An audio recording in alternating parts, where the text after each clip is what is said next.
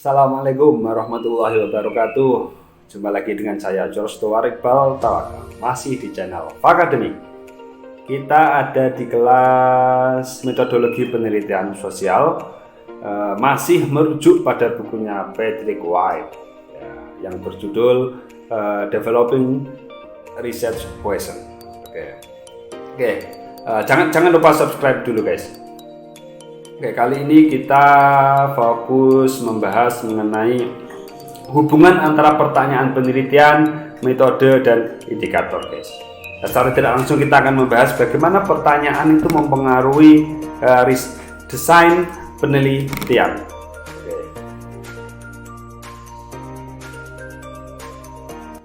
Perlu diingat guys, bahwa pertanyaan penelitian itu adalah pintu masuk penelitian guys. Ini penting. Kita sudah membahas ini beberapa kali, bagaimana membuat pertanyaan yang baik. Kalian bisa tonton video-video sebelumnya, itu sudah saya jelaskan bagaimana membuat pertanyaan yang researchable secara substantif maupun secara praktis. Oke. Nah, ini menjadi penting guys.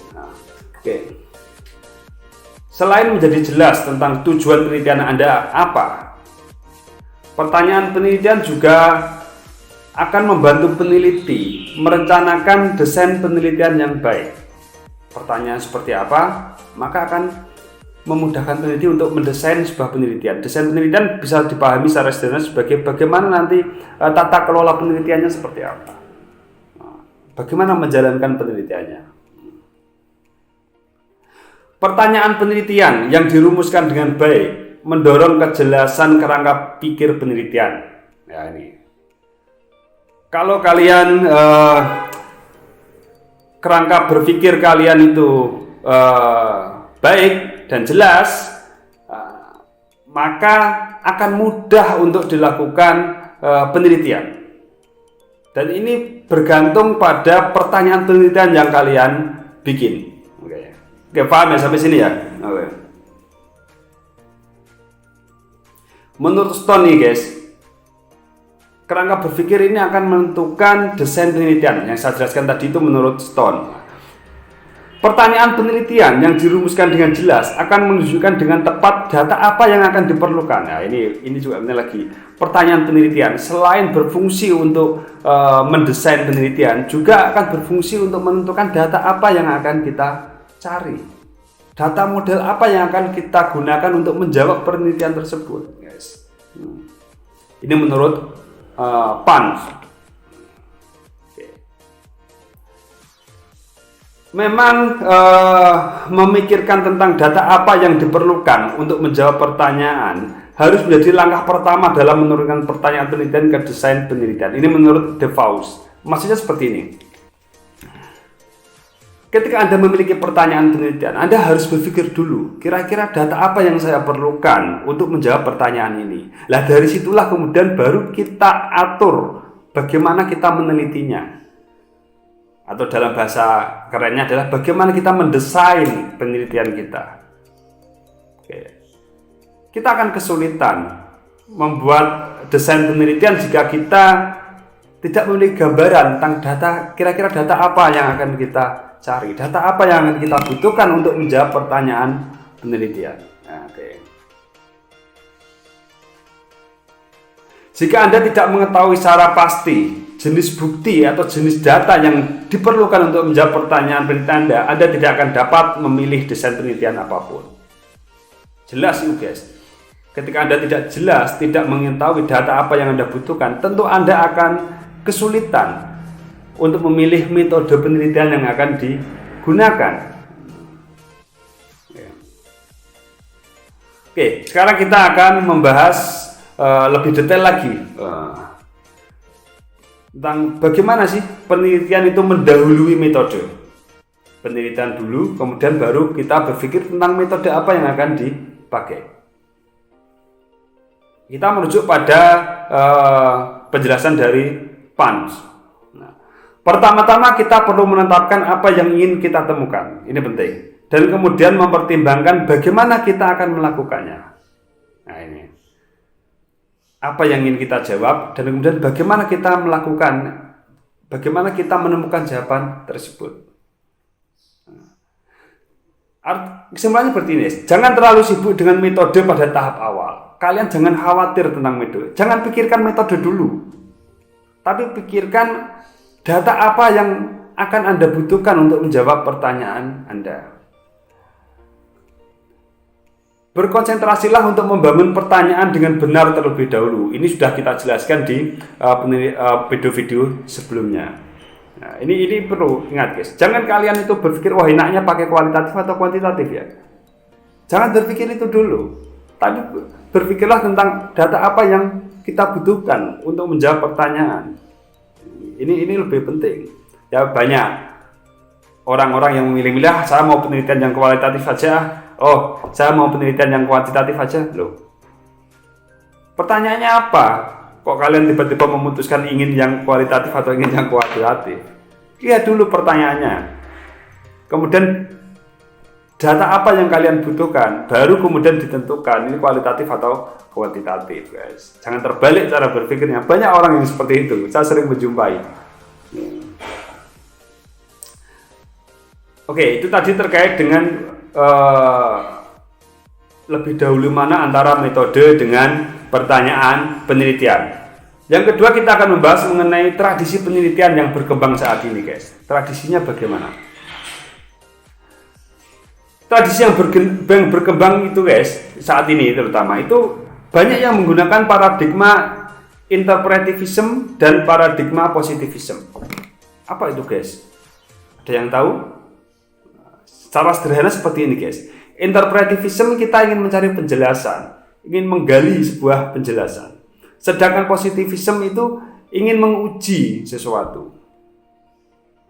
Biasanya positivism itu berangkat dari teori. Ya, kemudian menguji teori tersebut apakah masih berlaku apa tidak. Apakah sebuah fenomena itu memenuhi teori tersebut apa tidak. Itu namanya positivism. Positif, teruji apa tidak, terkonfirmasi apa tidak. Interpretivism tidak dalam rangka menguji, tapi dia dalam rangka mencari penjelasan. Makanya interpretivism lebih berangkat dari bukan dari teori guys. Mereka tidak berangkat dari teori. Okay. Nah, meskipun begitu, Deschamps tahun 2003 menyatakan bahwa penelitian tidak dinilai dari seberapa baik ia melakukan pada epistemologi positivis atau interpretivis, tetapi seberapa baik ia menangani topik yang sedang diselidiki. Ini guys, meskipun berkembang penelitian interpretivism dan positivism, tapi itu sebenarnya itu sebuah penelitian dikatakan baik bukan dari sisi bagaimana penelitian tersebut mengidentikan dirinya pada dua hal tersebut, tidak guys, tetapi lebih pada bagaimana ia menangani topik yang sedang diteliti, seberapa baik dia membuat desain penelitiannya, seberapa baik dia mengelola penelitiannya. Itu lebih penting daripada mengidentikan dirinya pada interpretivism atau positivism. Itu justru tidak penting. Ini menurut Deschamps, namanya sulit, Deschamps. Oke. Apakah sebuah penelitian pernah dinilai dari sisi ini guys? Dari sisi apakah ini interpretivism atau positivism? Ini sesuatu yang masih bisa diperdebatkan. Namun yang jelas banyak peneliti terus dilakukan dengan fokus pada metode dan bukan pada pertanyaan. Sebuah fenomena yang telah menimbulkan keprihatinan yang cukup besar di beberapa tempat. Ya. Artinya apa guys? Banyak penelitian itu yang fokus pada metode. Jadi fokusnya pada metode, bukan pada pertanyaan. Pertanyaan penelitian maksudnya guys.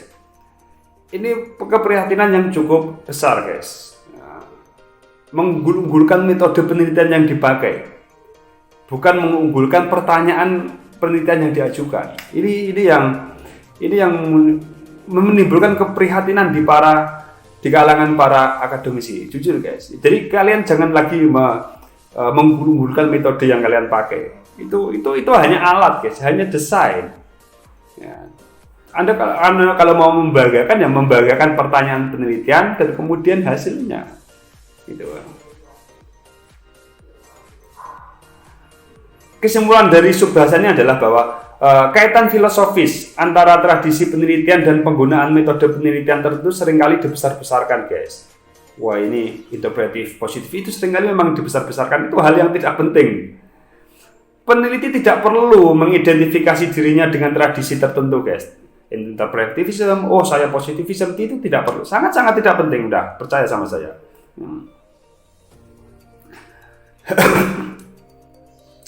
Itu tidak akan menjadikan Anda kelihatan ilmiah, tidak akan menjadikan Anda kelihatan baik penelitiannya. Itu tidak, guys.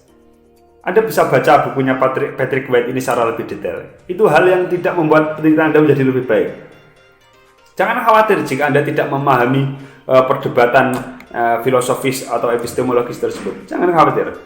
Sangat memungkinkan, guys, ya, sebuah penelitian itu berkualitas tanpa membahas hal-hal demikian gitu. Tanpa memahami filosofi tadi itu tetap memungkinkan sebuah penelitian itu memiliki kualitas, guys. Jadi jangan khawatir. Oke.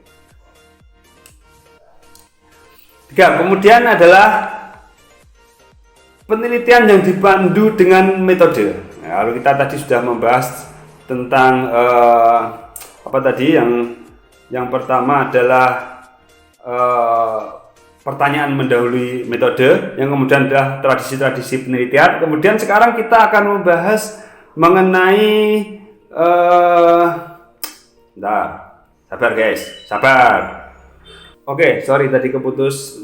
Kemudian yang ketiga kita akan membahas penelitian yang dipandu dengan metode. Yang dipandu ini yang akan terkungkung dan metode. Kita akan membahas lebih detail.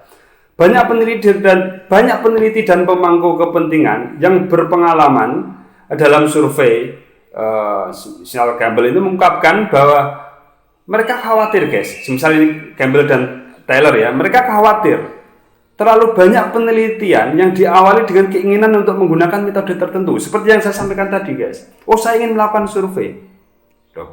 Harusnya ini diawali dari pertanyaan, bukan dari metode. Ini yang dikhawatirkan oleh Campbell ini, guys. Ini sudah saya jelaskan tadi, guys.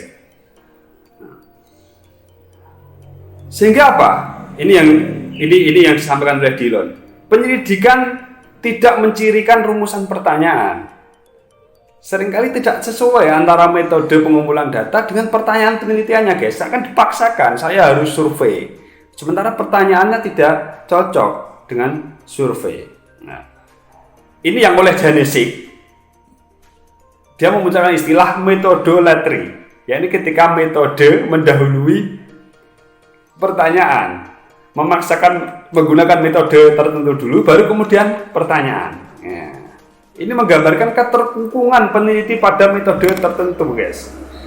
Sehingga peneliti akan dipaksa mengarahkan pertanyaan sesuai metode yang dia pakai.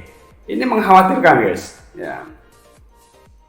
Karena apa? Karena ini akan memunculkan kendala di kemudian. Yang pertama, semisal memunculkan keterbatasan pertanyaan. Akhirnya apa? Karena Anda sudah menentukan metode tertentu, semisal survei, maka pertanyaan Anda akan terbatas. Ya. Ya. Kemudian memunculkan keterbatasan ruang lingkup juga. Survei atau semisal Anda menentukan bahwa ini harus kualitatif, maka Anda akan membatasi sendiri di ruang yang terbatas di sekitar Anda. Anda tidak bisa luas se-Indonesia, sumber daya Anda tidak cukup, misal. Ini justru merugikan pertanyaan penelitian Anda. Kemudian yang ketiga, munculnya technical gimmick, permainan teknik. Kecenderungan untuk menempatkan metode sebelum pertanyaan adalah tergila-gila dengan trik teknis tertentu. Maksudnya tahu, guys? Banyak orang saat ini, guys, ya, itu yang mendewa-dewakan perangkat software tertentu dalam analisis data. Padahal itu belum tentu dibutuhkan oleh Anda, oleh kalian, oleh si peneliti. Itu belum tentu dibutuhkan. Tapi orang dengan leluasa, wah, saya memakai teknik statistik tertentu, saya memakai software tertentu. Ini justru tidak bagus. Ya. Ya. Ini keresahan yang dialami oleh banyak ilmuwan. Oke. Semisal ada lagi, pakai NVivo, ini lebih bagus. Saya sering mendapatkan pertanyaan itu, pakai software apa? Software itu tidak penting. Software itu kan hanya alat. Dan alat itu juga bisa tidak bagus kalau kerangka berpikir kita tidak bagus. Tanpa alat kita juga bisa menghasilkan penelitian yang bagus jika kerangka kita benar dan kita mampu untuk menganalisis data tersebut dengan otak kita. Tidak masalah, itu tidak penting. Ada beberapa kesimpulan dari pembahasan ini, guys, bahwa peneliti harus digerakkan oleh keinginan untuk menjawab pertanyaan penelitian, bukan oleh keinginan untuk menggunakan metode tertentu. Anda ketika meneliti harus fokus pada saya ingin menjawab ini, bukan saya ingin melakukan metode ini. Oke, ingat guys, saya ingin menjawab ini, bukan saya ingin melakukan metode ini. Ini yang perlu kalian camkan dengan baik. Jangan membatasi penelitian Anda dengan menggunakan metode penelitian tertentu. Itu tidak baik, guys. Semisal, saya sudah terbiasa kualitatif, saya maunya kualitatif saja. Itu justru tidak baik bagi penelitian Anda. Oke, kita lanjut. Sekarang kita berbicara mengenai apa sih arti penting desain penelitian. Ada pernyataan menarik ini dari Mason tulisannya tahun 96, bahwa beberapa peneliti yang bekerja dalam tradisi penelitian kualitatif telah menolak gagasan bahwa semua penelitian harus dimulai dengan penyesuaian antara pertanyaan penelitian dan desain penelitian. Artinya apa, guys? Dan menyatakan bahwa ini hanya diperlukan dalam penelitian kuantitatif. Artinya apa? Desain penelitian yang kaku itu tidak dibutuhkan, tidak perlu ada dalam penelitian kualitatif. Namun dalam penelitian kuantitatiflah yang memerlukan itu. Artinya dibuat mengalir saja, desain penelitiannya pun dibuat mengalir. Turun aja ke lapangan, nanti seperti apa, serahkan pada situasi di lapangan. Tapi meskipun begitu, guys, bahwa dalam penelitian di mana pertanyaan diharapkan berkembang selama penelitian, peneliti harus jelas tentang apa yang ingin mereka pelajari. Semua bisa berkembang di lapangan, tapi di awal sudah harus jelas dulu, guys, apa sih yang sebenarnya ingin dipelajari. Tidak bisa kita datang ke sebuah lokasi kemudian mencari-cari apa ya yang bisa dipertanyakan. Tidak bisa secara murni seperti itu, tidak. Tetap harus di awal harus sudah ditentukan apa yang ingin dibahas. Oke. Ini menurut Jorgensen tahun 1989. Oke. Mungkin kalian bertanya-tanya, apa sih desain penelitian itu? Oke, kita bahas secara lebih detail. Desain penelitian adalah titik di mana pertanyaan penelitian diubah menjadi proyek penelitian. Ini menurut Hakim, dirujuk dari bukunya tahun 2000. Titik di mana pertanyaan penelitian diubah menjadi proyek penelitian. Pertanyaan penelitian itu kan harus kita jawab melalui penelitian, guys. Nah, ini harus diwujudkan dalam bentuk penelitian. Nah, dalam rangka mewujudkan pewujudan dari pertanyaan penelitian menjadi penelitian itulah yang disebut sebagai desain penelitian. Bentuknya akan seperti apa? Nah, membuat itunya yang disebut sebagai mendesain penelitian. Ini menandai tahapan dalam proses penelitian ketika peneliti beralih dari berpikir tentang pertanyaan menjadi berpikir secara rinci tentang bagaimana pertanyaan-pertanyaan ini dapat dijawab, guys. Usaha mempertanyakan semisal, apa itu warna apel, misal. Ini kan pertanyaan, bagaimana saya membuktikannya? Bagaimana saya menjawabnya? Maka saya kan perlu meneliti. Nah, perlu mencari tahu jawabannya. Nah, untuk mencari tahu jawabannya itu kan perlu kita rancang, perlu kita desain bagaimana caranya. Nah, itulah yang disebut sebagai desain penelitian. Tapi perlu diingat, guys, ini bukan tentang bagaimana metode penelitiannya, tidak. Melainkan tentang logika penyelidikan. Logika penyelidikan, hubungan antara pertanyaan, data, dan kesimpulan atau kerangka berpikir. Ya. Banyak orang bingung, desain penelitian dan metode pengumpulan data adalah hal yang terpisah. Ya. Banyak orang bingung, guys, menyamakan antara desain penelitian dengan metode pengumpulan data. Padahal ini hal yang berbeda. Desain penelitian lebih besar dari itu. Bagaimana kerangka berpikir kita dalam menjalankan penelitian. Tak paham, kira-kira bisa dipahami nggak guys? Artinya gini guys, alur kita melakukan penelitian, lah itulah desain penelitian yang meliputi metode penelitian juga. Meliputi metode penelitian, meliputi metode pengumpulan data dan lain sebagainya. Juga logika berpikirnya. Logika berpikir dalam sebuah penelitian itu penting guys. Kalau seperti ini nanti akan seperti ini.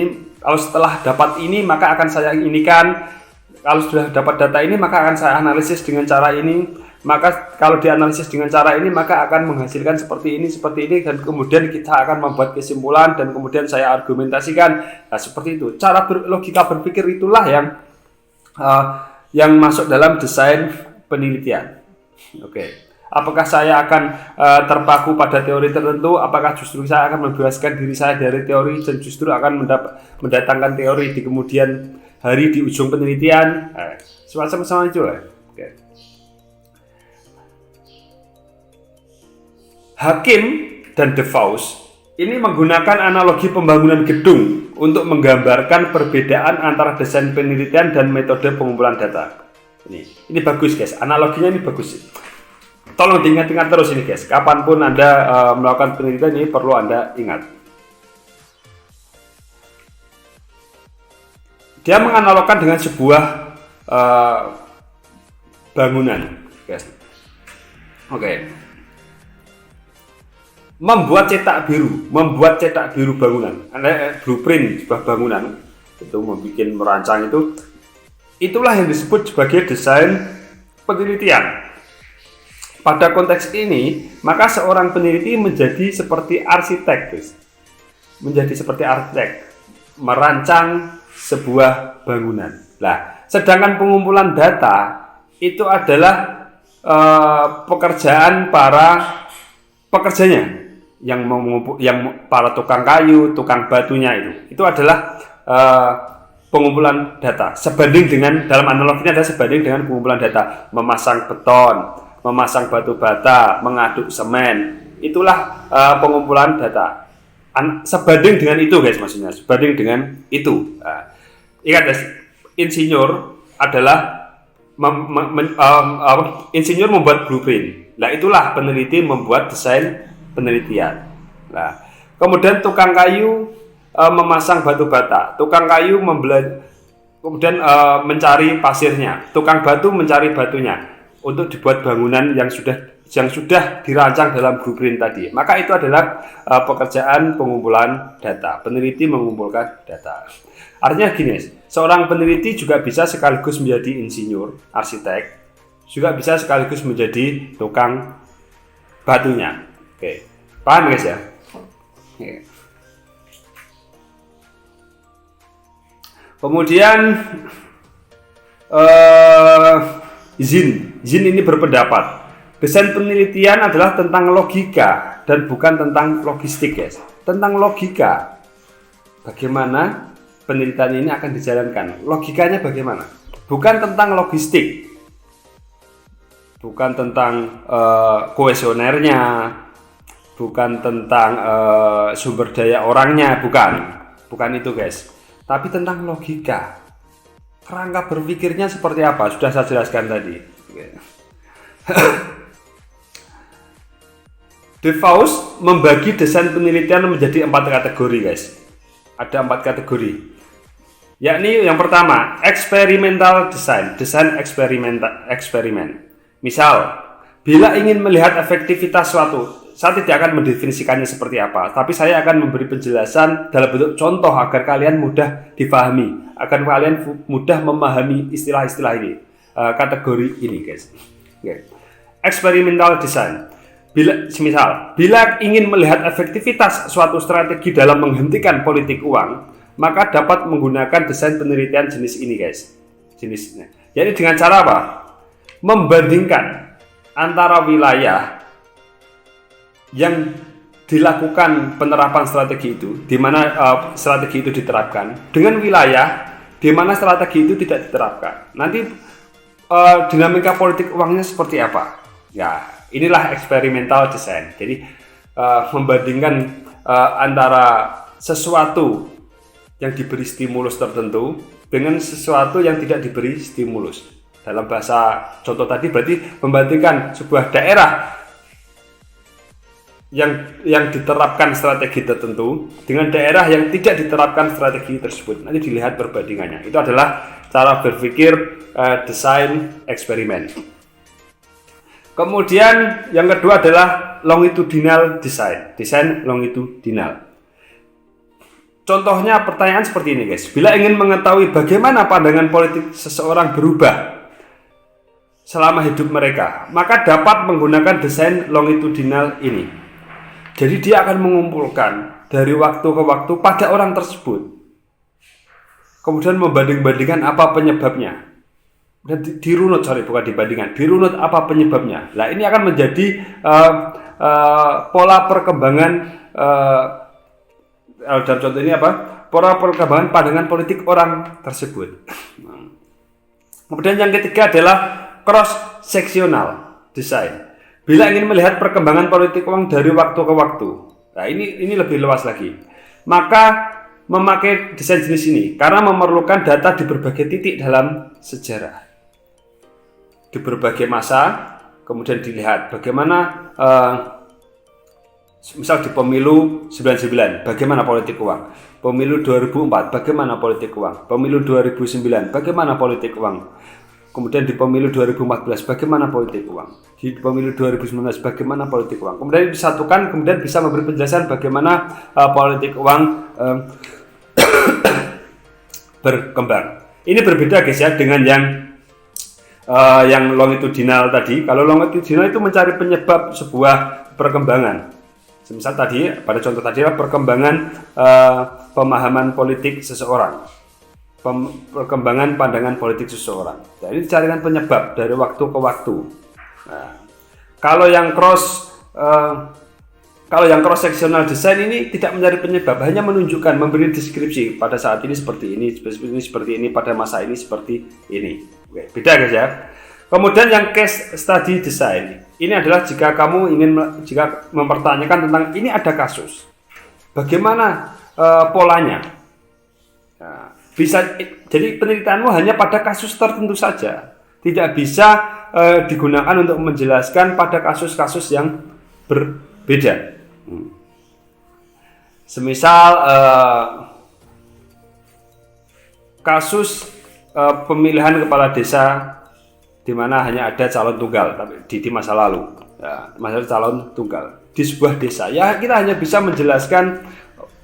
untuk menjelaskan di desa tersebut pada kasus tertentu, guys. Nah, penjelasan case study ini memang sangat rumit. Artinya ini hanya sebagian dari penjelasan tentang case study. Ada ini saya ambil dari buku yang lain, bukan dari bukunya bukan dari bukunya Patrick White. Ada penjelasan seperti ini. Saya lupa nama bukunya. Case study itu hanya sekedar pilihan lokus saja, hanya pilihan objek penelitian, bukan sebuah metode, bukan sebuah desain, tidak. Tapi ada juga yang melihat bahwa case study itu bukan hanya sekedar pilihan objek, tetapi juga mencerminkan bagaimana logika penelitian akan ditentukan dari situ. Artinya memang sangat berpengaruh pada desain penelitian. Termasuk nanti dalam mengambil kesimpulan, dalam mengambil argumen, itu akan sangat berpengaruh. Dan itu bersifat case tertentu, kasus-kasus tertentu saja. Ya. Artinya tidak bisa untuk menjelaskan kasus-kasus yang lain. Ya, ini perdebatan mengenai apa sih yang disebut sebagai case study. Apakah hanya pilihan objek penelitian, apakah ini juga berimplikasi pada desain penelitian, pengambilan argumen, dan lain sebagainya. Oke. Bisa kalian lihat di buku-buku yang lain. Di bukunya Patrick White ini tidak detail menjelaskan tentang case study. Ya. Desain apa yang akan dipakai ini tergantung pada sifat pertanyaan penelitian seperti yang saya jelaskan tadi guys ya. Tidak perlu saya ulang. Oke. Clear, dari sini clear. Bagaimana sebuah desain penelitian itu kita perlukan untuk menata logika kita dalam melakukan penelitian. Oke, kita sekarang beranjak kepada bagaimana mengoperasionalisasikan konsep. Nah, ini masih kita berhubungan dengan pertanyaan penelitian. Kalau tadi kita menghubungkan pertanyaan penelitian dengan desain penelitian, sekarang kita menghubungkan pertanyaan penelitian dengan operasionalisasi konsep. Nah, sebelum membangun desain penelitian, seringkali kita perlu untuk mendefinisikan dan mengoperasikan beberapa konsep dalam pertanyaan penelitian kita. Kita harus membuat jelas konsep-konsep yang kita pakai di dalam penelitian kita. Pertimbangan yang paling penting adalah definisi dan indikator yang akan kita gunakan harus dijelaskan sejelas-jelasnya. Semisal kita menggunakan konsep efektivitas. Apa efektivitas yang kamu maksud? Apa yang efektivitas yang akan kita maksud dalam penelitian ini? Harus dijelaskan secara detail. Itu. Semisal penelitian tentang maklar suara, ya kita perlu menjelaskan konsep tentang maklar suara itu apa. Kita definisikan secara clear agar penelitian ini itu tidak ngalor ngidul. Artinya fokusnya jelas. Oh, ini yang disebut sebagai maklar suara. Okay. Bahkan guys, ini memang hal yang perlu sangat penting. Bahkan konsep dalam ilmu sosial yang umum pun bisa sulit untuk didefinisikan dan dioperasionalkan. Yang sudah sering ada dalam konsep-konsep ilmu sosial itu juga banyak yang masih konsepnya itu masih tidak jelas. Artinya tidak ada kesepakatan bersama. Misal guys ya, saya kasih contoh. Kelas sosial. Konsep ini sudah menjadi perdebatan panjang. Terkait definisinya itu sudah banyak diperdebatkan. Apakah kelas sosial itu menunjuk pada ras? Apakah kelas sosial itu merujuk pada pekerjaan, ekonomi? Apakah kelas sosial itu merujuk pada keturunan dan lain sebagainya? Kalian bisa baca secara detail. Saya tidak akan masuk ke pembahasan ini secara lebih detail karena fokus kita tidak membahas kelas sosial. Anda bisa baca secara lebih detail di bukunya Patrick White. Ini dijelaskan. Ya, karena fokus kita adalah bahwa konsep-konsep harus kita jelaskan secara jelas. Harus kita definisikan secara jelas. Jangan hanya berpikir bahwa ini kan sudah sering dipakai dalam kajian-kajian ilmu sosial. Tidak, jangan berpikir seperti itu. Karena dalam kajian sosial pun hal yang sudah sering dipakai pun juga banyak yang masih diperdebatkan definisinya. Misal tadi adalah kelas sosial. Oke. Dan yang paling penting Anda itu jangan tergoda dengan tren yang sedang berkembang. Maksudnya seperti ini. Ini misal ya, contoh ya. Sekarang era pandemi. Semua penelitian ada kata-kata pandemi. Definisinya apa tidak jelas dan urgensinya apa istilah itu dimasukkan dalam penelitian. Coba cek guys. Banyak penelitian yang menggunakan istilah pandemi yang seharusnya tidak perlu itu disebut. Karena apa? Karena objek yang dia teliti itu tidak ada hubungannya dan tidak ada pengaruhnya dengan situasi pandemi. Hanya untuk gaya-gayaan saja bahwa ini penelitian di masa pandemi. Itu ibaratnya seperti ini guys. Kalian ingin meneliti tentang warna buah apel. Nah, karena ini sedang masa pandemi corona guys, maksudnya COVID-19, maka biar ngetren, biar mengikuti tren, kalian membuat penelitian apa warna buah apel di masa pandemi. Mengikuti tren itu guys, kelihatan keren tapi nothing, tapi tidak ada artinya apa-apa itu sebenarnya. Ya, saya ya tapi bebas, terserah kalian saja. Tapi artinya itu nggak ada maknanya guys, nggak ada artinya. Terus nanti semisal ada penelitian tentang mengatasi hoax, mengatasi berita-berita palsu di masa pandemi.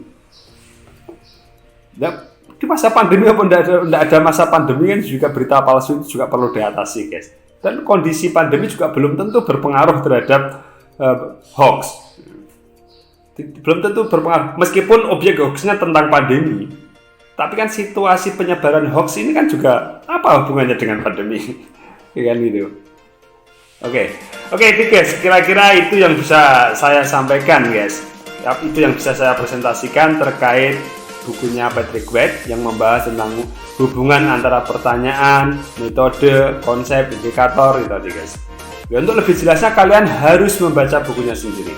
Saya hanya memberi panduan untuk memahami, dan mudah-mudahan penjelasan saya ini juga cukup untuk memandu Anda untuk memahami lebih detail bukunya Patrick White. Oke,